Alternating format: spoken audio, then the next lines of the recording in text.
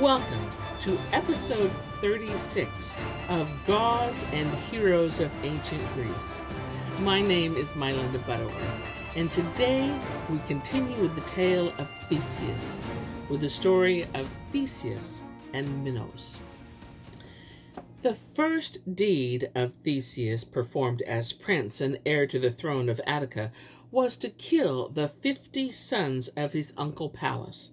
These young men had also hoped to succeed to the kingship if Augeaus died without an heir, and they were now enraged at the thought that not only was Augeaus an adopted son of Pandion, king of Athens, but that in the future this recently arrived vagabond and adventurer would hold sway over them and the entire land. So they armed themselves and lay in ambush for him. But the herald they had with them was not a native to Attica, and disclosed their plans to Theseus, who fell upon them in their hiding place and killed all 50 of them. In order not to antagonize the people by the slaughter he had been forced to commit in self-preservation, he set out in quest for the good of all. He overcame the bull of Marathon, which had ravaged 4 provinces of Attica and harassed the inhabitants, drove them through the streets of Athens as a spectacle for the crowds, and finally sacrificed him at the altar of Apollo. At just about this same time, King Minos of Crete sent messengers to call for tributes due to him every 9th year. Now, the reason was that it was the Augeaus, the son of Minos, who had been treacherously murdered in Attica. In revenge, his father had waged war against the people of that country, and the gods themselves had laid waste to the land with drought and plagues. Then the oracle of Apollo proclaimed that the anger of the gods would cease their sufferings of the people of Athens if they succeeded in placating Minos and obtaining his forgiveness. Hereupon the Athenians had pleaded with him and secured peace on the condition that every 9 years they send a tribute of 7 youths and 7 maidens to Crete. Rumor had it that Minos locked them into his famous labyrinth, where they died of hunger and thirst or were killed by the Minotaur, a terrible monster, part man and part bull. So now, when the time for the 3rd tribute had come, and those fathers who had unmarried sons and daughters again faced the possibility of having to sacrifice them to so terrible a fate, the citizens began to murmur against Augeaus. He who was the cause of this disaster, they said, was the only one who did not have to bear the burden of the consequences, having made an adventurer, a bastard son, heir to his throne. He was indifferent to their despair and having their legitimate children torn from them. Theseus, who had come to regard the lot of his fellow citizens as his own, who pained by their grief, he rose in the assembly and declared that he himself would go without being chosen by lot.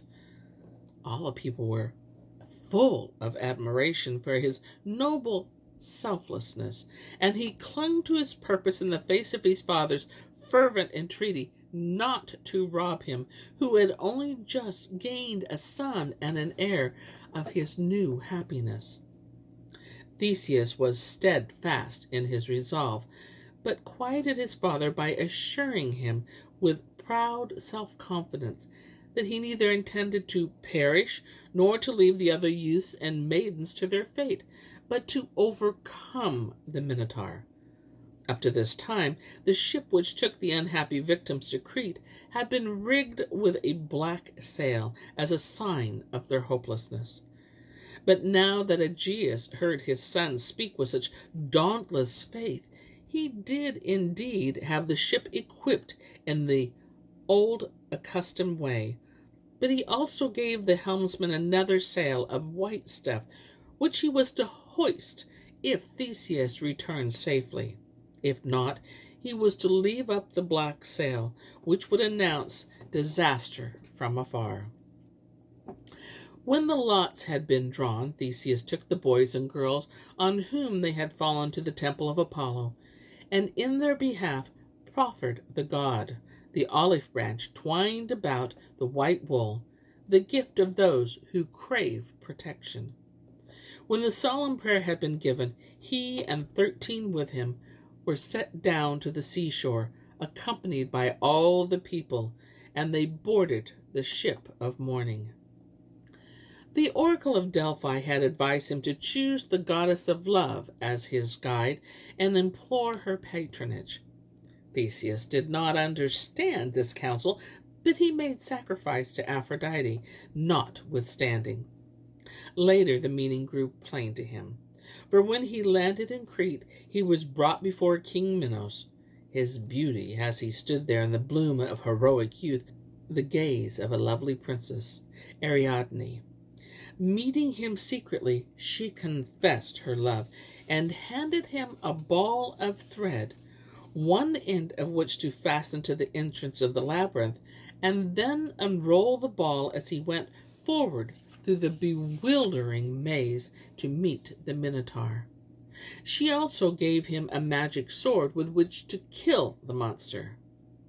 Minos had all his victims taken to the labyrinth, but Theseus guided them to the Minotaur, slew him with the sword of Ariadne had given him, and then, retracing his steps by following the thread, led them through the maze and the passages. Once safely out, they fled with the help of Ariadne, who accompanied them. She was the lovely and unexpected prize Theseus had won for his feet. At her advice, he gashed the keels of the Cretan ships so that her father could not pursue them in their flight. He thought himself secure with his fair booty and stopped at the island of Dia, which later was called Naxos. Then Dionysus appeared to him in a dream, declared that Ariadne was his own bride whom fate had decreed for him, and that he would afflict Theseus with evil fortune unless he renounced his beloved. His grandfather had reared him in the fear of the gods, so now he deferred to angry Dionysus and left the sorrowing princess behind on that lonely island.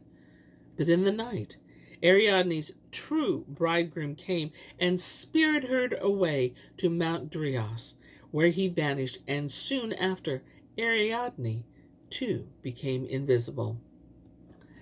Theseus and his friends were so saddened at the loss of Ariadne that they forgot the ship was still riding under the black sail which had been hoisted on the coast of Attica. They did not fetch out the white, and so their vessel sped homeward under the sign of mourning. Augeaus was at the shore when the ship hove into sight, for he was watching the open sea with a high lookout. When he saw the black sail, he concluded that his son must be dead. Filled with unbearable grief and weary in his life, he threw himself into the waters below. And in memory, they called the waters the Aegean Sea.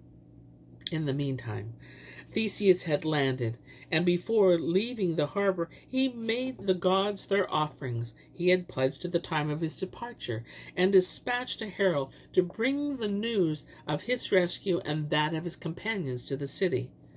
Thus the messenger did not know what to make of the reception he met with. While some welcome came with full of joy, and placed a wreath on his head as the bringer of good news, others were sunk into mourning that they did not even listen to his words. He did not find an answer to the riddle until he learned of the death of King Augeaus, which gradually became known throughout the city. When he heard of it, he continued to accept the wreaths accorded him, but instead of adorning himself, he only twined them around his herald's staff and returned to the shore. Here he found that Theseus was still busy with the sacrifice, And so he remained standing at the entrance of the temple in order not to disturb the sacred rites by the message of grief. As soon as the ashes of the victims had been strewn on the earth, he announced the end of King Augeas. Struck with sorrow, Theseus flung himself on the ground, and when he rose again, all hastened to the city, not jubilantly as they had planned, but with weeping and laments for the dead. And here is where I end my tale for today, but I'll be back with more tales, many more tales. Until then, my friends, enjoy the journey.